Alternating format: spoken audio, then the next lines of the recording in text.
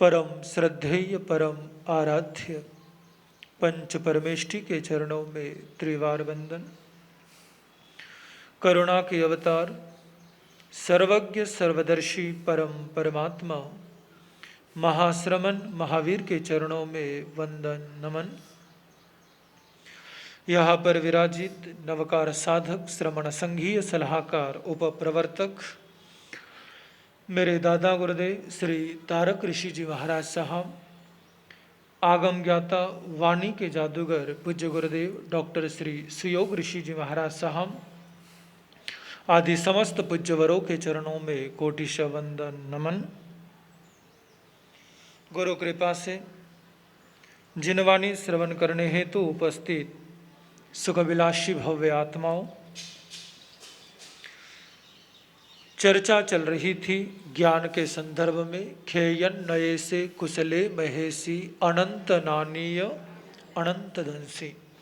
अनंत ज्ञान से संपन्न परमात्मा महावीर। और कल हमारी चर्चा चली भौतिक ज्ञान और आध्यात्मिक ज्ञान, दोनों का साथ साथ होना अत्यंत आवश्यक है। अगर जीवन में आनंद को उपलब्ध करना है तो आत्मज्ञान आध्यात्मिक ज्ञान आवश्यक ही नहीं अनिवार्य है। और बाह्य ज्ञान अगर अकेला होगा तो वो अज्ञान की श्रेणी में ही आता है, क्योंकि वो भटकाने का ही काम करता है, दुखी करने का ही काम करता है, संत्रास देने का ही काम करता है, जब तक उसके साथ आत्मज्ञान या अध्यात्म ज्ञान ना हो। आत्मज्ञान अध्यात्म ज्ञान की अगली सीढ़ी है। आत्मज्ञान का अर्थ ग्रंथों का ज्ञान, शास्त्रों का ज्ञान नहीं, बल्कि वो भीतर का ज्ञान होता है, जिसका प्रारंभ आध्यात्मिक ज्ञान से होता है। शास्त्रों का ज्ञान, ग्रंथों का ज्ञान, सत्य का बोध, ये सब शुरुआत है, प्रारंभ है, लेकिन ये अंत नहीं है। कुछ लोग इसी में अटक कर रह जाते हैं, इसी में उलझ कर रह जाते हैं। शास्त्र जो है वो व्यक्ति के लिए एक सहारा है, एक माध्यम है भीतर तक पहुंचने का। शास्त्र आदमी के लिए साधन है, साध्य नहीं है। और ये बहुत बड़ी कन्फ्यूजन लोगों में पैदा हो जाती है और उनको लगता है कि शास्त्र ही सब कुछ है। नहीं, आत्मज्ञान है, और जहाँ आत्मज्ञान होगा वहाँ शास्त्रों की निर्मिति अपने आप हो जाती है। शास्त्र ज्ञान है क्या? परमात्मा महावीर को जो आत्मज्ञान उपलब्ध हुआ और उसके आधार पर उन्होंने जो बोल दिया वो शास्त्र बन गए। यानी शास्त्र एक माध्यम है जिसके माध्यम से आपको अपने भीतर उतरना है, अपने अंदर में जाना है, अपने अंदर में उतरने का प्रयास करना है। और जब भीतर में उतर गए तो फिर शास्त्रों की कोई जरूरत नहीं है। शास्त्र केवल राह दिखाने के लिए, मार्ग दिखाने के लिए है।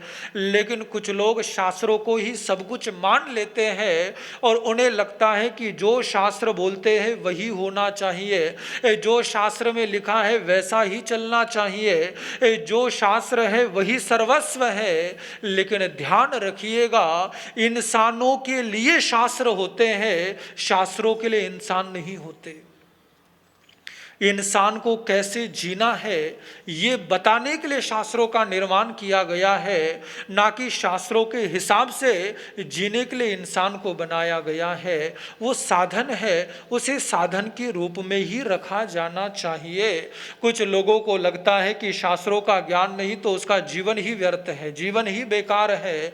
और कई लोग तो इस प्रयास में लगे रहते हैं कि कैसे ज़्यादा से ज़्यादा शास्त्रों को कंठस्थ किया जाए, याद किया जाए। जब कोई पूछे तो उनके पास वो सारी गाथाएं रटी रटाई हो, उसमें बुराई नहीं है, लेकिन वो आपका लक्ष्य नहीं होना चाहिए। लक्ष्य आपका है कि वो शास्त्र क्या कह रहे हैं। अगर वो सार जीवन में आ गया तो समझ लो आपने शास्त्र पढ़ भी लिया और शास्त्र को जी भी लिया।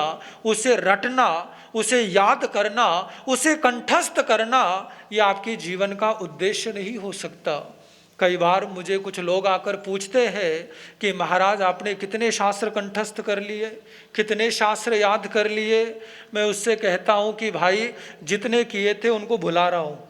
हाँ, जितने किए थे उनको मैं डीमेमोराइज कर रहा हूँ, यानी उनको हटा रहा हूँ। क्योंकि बोझ बढ़ाकर करना क्या है, महावीर ने इकट्ठा करने को नहीं बल्कि छोड़ने को कहा है, त्यागने को कहा है। और जितना बोझ बढ़ाते जाएंगे उतनी कॉम्प्लिकेशंस बढ़ती जाएगी, उतनी समस्याएं पैदा होती जाएगी। शास्त्र को कंठस्थ करने में क्या लाभ है। पहले के समय में श्रुत ज्ञान की परंपरा थी, सुनते थे, याद करते थे, कोई ऑप्शन नहीं था। अब तो एक क्लिक करो और सारे शास्त्र सामने आ जाते हैं। तुम उनको याद करने में 15-20 साल लगाओगे और सारे 15-20 साल 25 साल लगाकर सारे शास्त्र कंठस्थ करोगे। उससे अच्छा है एक क्लिक दबाओ, सामने खोलो और जो अपनाने योग्य है, अप्लाई करने योग्य है, उन बातों को अप्लाई करो, उन्हें जीने का प्रयास करो। उन्हें याद करने का क्या औचित्य है। हाँ, जो आवश्यक है, जो जरूरी है, जिन चीज़ों को हमेशा स्मरण में रखना जरूरी है, केवल उन पॉइंट्स को निकाल लो। हर चीज को रटना और हर चीज को याद रखना आज की डेट में ना तो संभव हो पाता है और ना ही इसमें समय बर्बाद करने की कोई जरूरत है, कोई आवश्यकता ही नहीं है। लेकिन कुछ लोगों की अपनी अपनी धारणाएं होती है, जिसकी जैसी धारणा उसको वैसी मुबारक। लेकिन मेरी सोच तो यही कहती है, और जहाँ तक मैं समझ पाया हूँ, कि शास्त्रों को अपनाना जरूरी है, उनको रटना जरूरी नहीं है। उनको रटना आवश्यक नहीं है, उनको जीना ज़्यादा ज़रूरी है, उनको जीवन में पनपने देना ज़्यादा ज़रूरी है, ये ज़्यादा आवश्यक है। और यही तो ज्ञान है, यही तो आत्मज्ञान की श्रेणी में आता है। इसी को तो आत्मज्ञान की श्रेणी में रखा जाता है, क्योंकि बाहर से आप जितना कुछ जोड़ लेंगे वो सब बिखर जाने वाला है। बुद्धि के स्तर पर आप जो भी एकत्रित करेंगे वो मिटने ही वाला है, वो छूटने ही वाला है। लेकिन आंतरिक स्तर पर और आत्मिक स्तर पर जो पैदा होगा वो इस जन्म में भी रहेगा और अगले जन्म में भी रहेगा। इस जन्म में लग करके आपने सारे शास्त्र रट भी लिए, याद कर भी लिए, और जब इस जीवन से प्रस्थान होगा, अगला जन्म होगा, तो क्या सारे शास्त्र वापस याद रहेंगे? फिर से वापस वही चक्कर चालू होगा, फिर से संतों के पास जाओगे, फिर से रटना चालू करोगे, अगला जन्म आएगा, फिर से वही यात्रा। आगे बढ़ेगी कब? यात्रा आगे की शुरू होगी कब? इससे आगे विकास करेंगे कब? हम तो इसी में उलझे रह जाएंगे। लोग कहते हैं थोकड़े याद करो, ग्रंथ याद करो, शास्त्र याद करो, लेकिन कब तक? हर जन्म में क्या यही यात्रा करनी है? क्या हर जन्म में यही सिलसिला बनाए रखना है? उसे आत्मा से जोड़ो, उसे आत्मा से कनेक्ट करो, जरा अपने भीतर में उतरने की कोशिश करो, क्योंकि जो भीतर में चला जाएगा वो तुम्हारी आत्मा के साथ जुड़ जाएगा, तुम्हारे संस्कारों में बस जाएगा, और संस्कार कभी भी मिटते नहीं है। अगले जन्म में अंतस्फुरना होगी और फिर से वो जर्नी स्टार्ट होगी। कई बार लोग मुझसे ये भी पूछते हैं कि हमारे गुरु महाराज हैं, नवकार के सिद्ध साधक है, तो नवकार मंत्र की साधना करी और इतनी उपलब्धियां, इतनी सिद्धियां प्राप्त करी, तो वो कहते हैं उन्हें कैसे प्राप्त हो गई? हम तो प्रयास करते हैं, हमने लाखों के जाप भी किए हैं, लेकिन हमें वो प्राप्त नहीं होता, हम वो हासिल नहीं कर पाते हैं, हमें वो सिद्धि, हमें वो साधना, वो लब्धि नहीं मिलती है। तो वहाँ पर वो इस बात को भूल जाते हैं कि वो कमाई एक जन्म की नहीं है। वो हमें दिख रहा है कि उन्होंने इस जन्म में, वो स्पष्ट दिख रहा है, लेकिन यात्रा कब से चल रही है और कितनी पुरानी है, इसका अंदाजा आपको नहीं है। वो एक जन्म की साधना है, 2 जन्म की साधना है, 5 जन्म की साधना है, या 10 जन्मों की साधना है, साधना हमेशा आगे बढ़ जाया करती है। क्योंकि जैसे ही ये जन्म पूर्ण होकर आप अगले जन्म में जाते हैं, पुनः उन संस्कारों का उदय होता है और साधना में प्रवेश करने लगते हैं, तो पुरानी साधना और आज की साधना मिलकर आपका विकास हो जाता है, क्योंकि वो आपके भीतर से जुड़ी है, आपके अंतर से जुड़ी है। आने वाले समय में आप श्रवण करेंगे ही गुरुदेव की जीवन गाथा।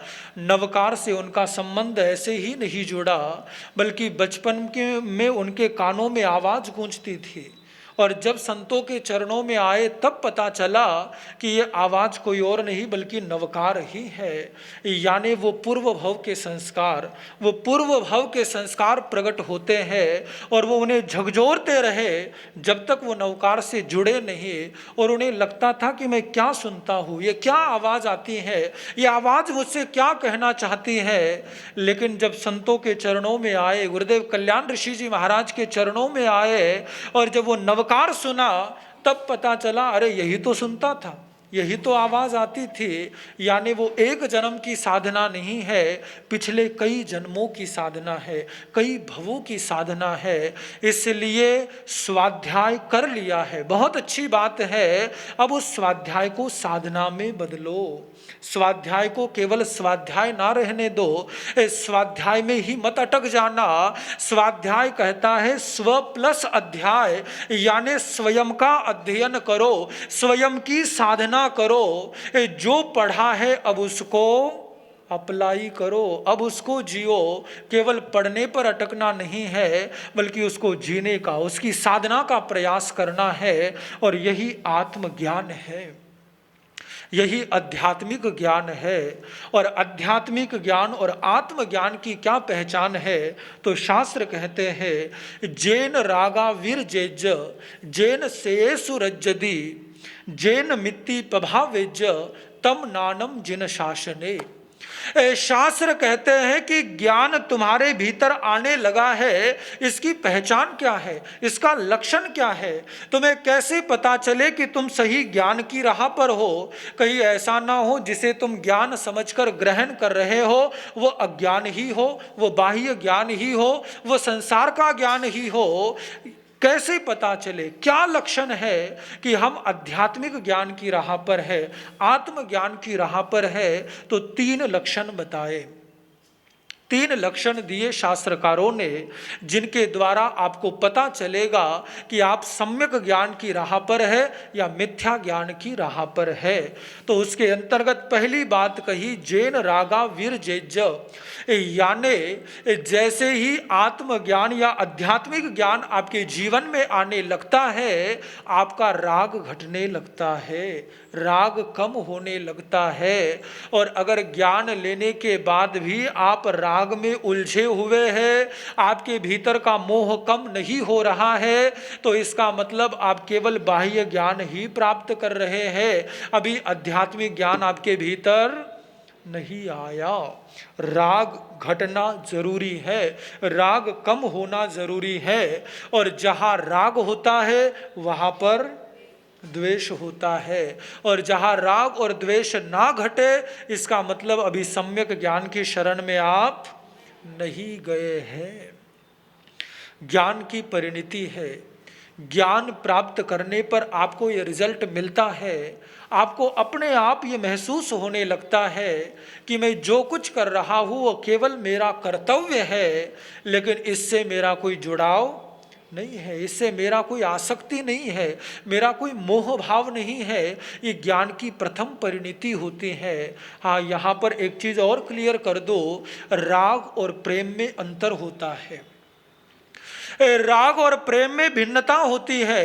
राग वो होता है जहाँ पर आपकी आसक्ति होती है, आपका मोह होता है, जहाँ पर मैं और मेरा जुड़ा होता है वो राग होता है। लेकिन प्रेम यानी जहाँ पर आप केवल प्रेम करते हैं, प्रेम बस प्रकट होता है, वो ये नहीं देखता कि मेरा है या तेरा है, अपना है या पराया है, मेरे पहचान वाला है या पहचान वाला नहीं है। प्रेम तो बस प्रकट होता ही है, बस प्रेम तो न्योछावर कर दिया जाता है, प्रेम तो बस बांटने का नाम होता है। फिर उसके सामने पात्र कोई भी आ जाए, व्यक्ति बस प्रेम करता है, प्यार करता है। वो प्रेम और राग का अंतर है। साधारण से तौर पर आपको फर्क बताओ तो आप इसे ऐसे समझ सकते हैं जैसे जेठानी बच्चों को दूध दे रही हो, और दूध देते समय अगर उसे ये दिखे कि ये मेरा बच्चा है, मलाई इसको देनी है, और ये देवरानी का बच्चा है, इसको मलाई नहीं देनी या कम देनी है, यानी ये राग है। उसे लगा कि ये मेरा बच्चा है और ये दूसरा मेरा बच्चा नहीं है, लेकिन प्रेम कहेगा दोनों ही मेरे हैं और दोनों को मैंने बराबर देना है, एक बराबर देना है। ये राग और प्रेम का फर्क है। राग केवल मैं और मेरे में उलझा रहता है और प्रेम सबको एक समान मानता है। तो ज्ञान की ये प्रथम कसौटी है कि राग कम होने लगता है। दूसरी कही जैन श्रेयसु रज्जति, यानी श्रेय में अनुरक्ति होती है। हमारे शास्त्रों में दो शब्द आए, एक आया श्रेय और एक आया प्रेय। श्रेय का अर्थ होता है जो श्रेष्ठ है और प्रेय का अर्थ होता है जो प्रिय है, जो आपको लाइक यानी पसंद है।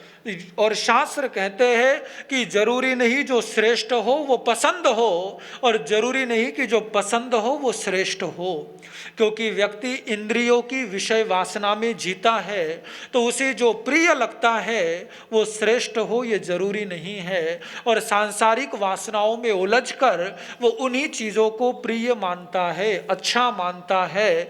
और ज्ञान की प्रथम कसौटी होती है कि वो प्रिय को छोड़ता है और श्रेष्ठ को चुनता है, यानी जो उसके लिए उपयोगी है, लाभप्रद है, आत्म कल्याण कर सकता है, ऐसी श्रेष्ठ बातों का चुनाव करता है, ऐसे श्रेष्ठ बातों की ओर जाता है। सिंपल से उदाहरण के तौर पर, जैसे आदमी को टीवी देखना पसंद है, फिल्में देखना पसंद है, लेकिन जो पसंद है वो श्रेष्ठ हो जरूरी नहीं।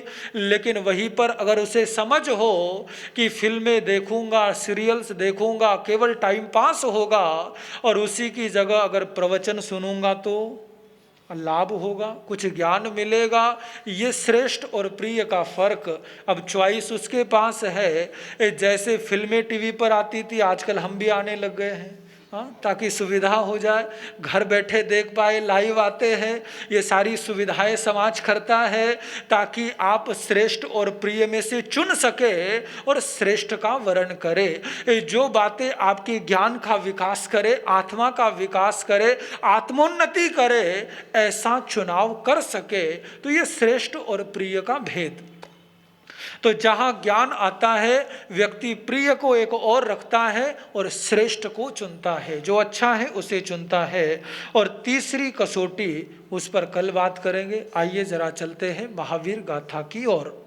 वीर प्रभु के चरण कमल में, वीर प्रभु के चरण कमल में, सादर शीश झुकाए,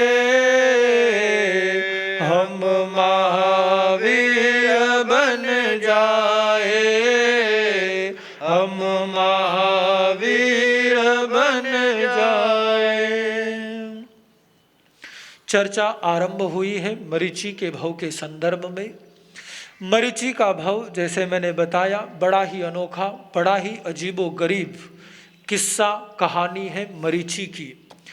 मरीचि के भव में सर्वप्रथम आश्चर्य तो इस बात का होता है कि जब जीवन को घड़ने वाला शिल्पीकार स्वयं तीर्थंकर हो, ऋषभदेव हो, और उसके बाद भी जिंदगी बिगड़ जाए, जीवन बर्बाद हो जाए, तो अति आश्चर्य होता है।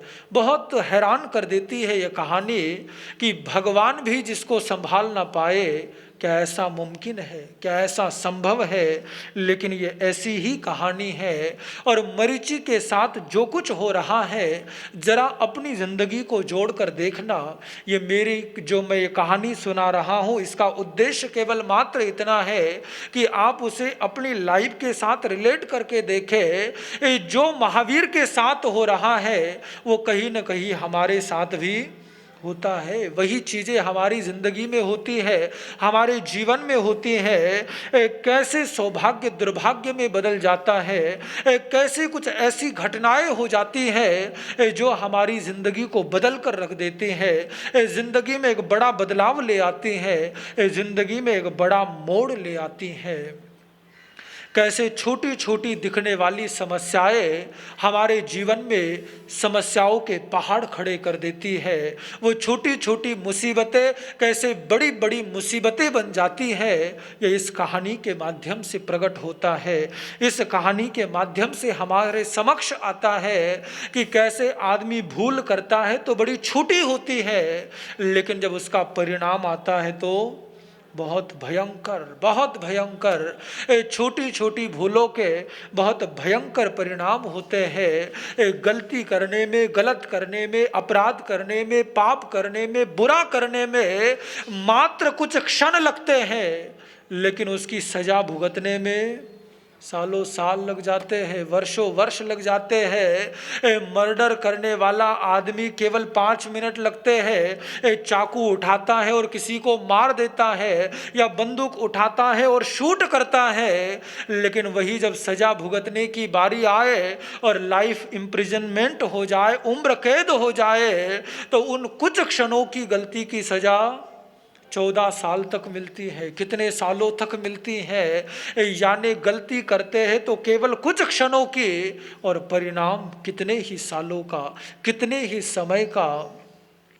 कहीं नरक का बंद हो जाए तो थोड़े से समय में बंद हो जाता है, लेकिन आयुष्य इतना बड़ा कि तब तक यहाँ पर कितनी ही बार काल चक्र बदल जाता है, कितने ही आरे आते और निकल जाते हैं। तो भूल बड़ा भयंकर परिणाम देती है।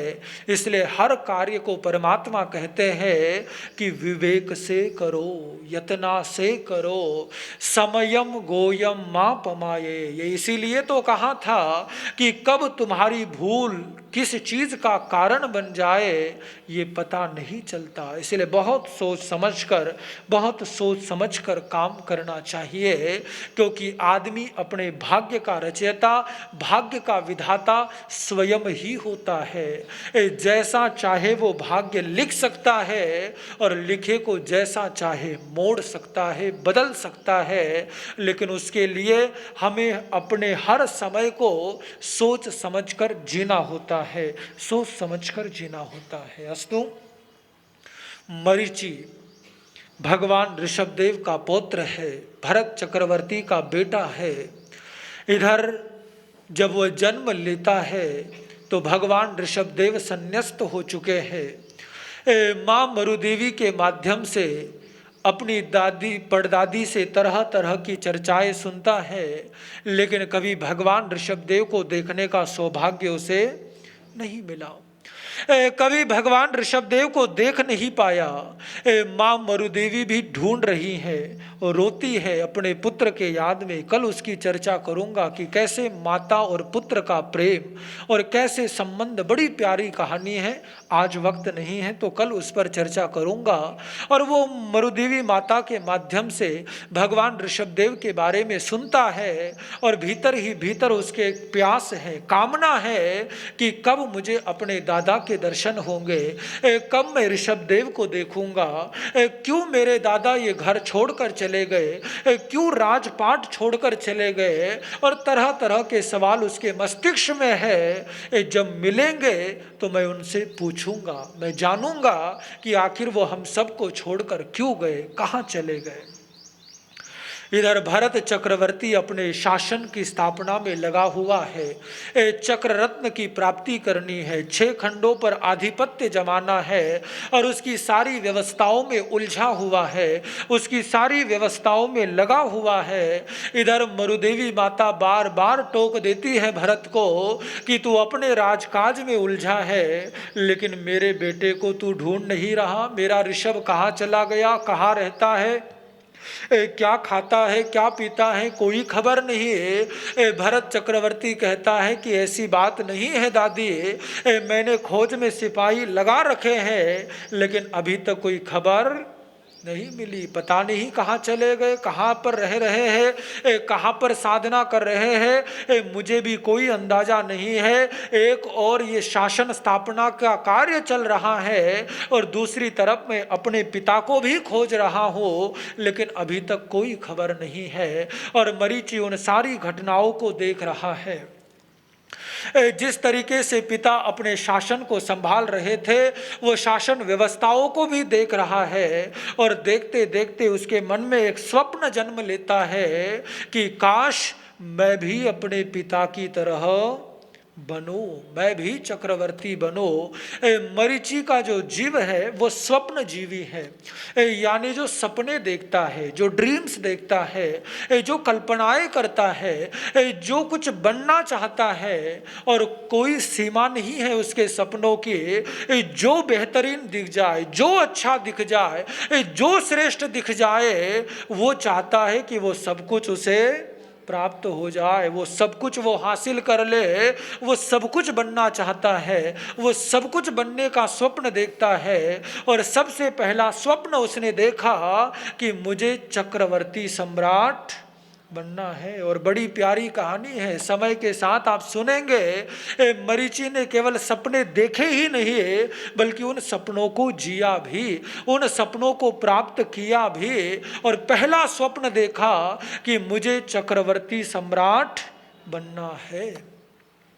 इसी के अंतर्गत भरत चक्रवर्ती के समक्ष जब ये कार्य चल रहा था, जगह जगह के राजा समर्पण करते जा रहे थे और भरत चक्रवर्ती के अधीन हो रहे थे। उसी दौरान एक घटना और घटती है जिससे मरीचि एक और स्वप्न देखता है।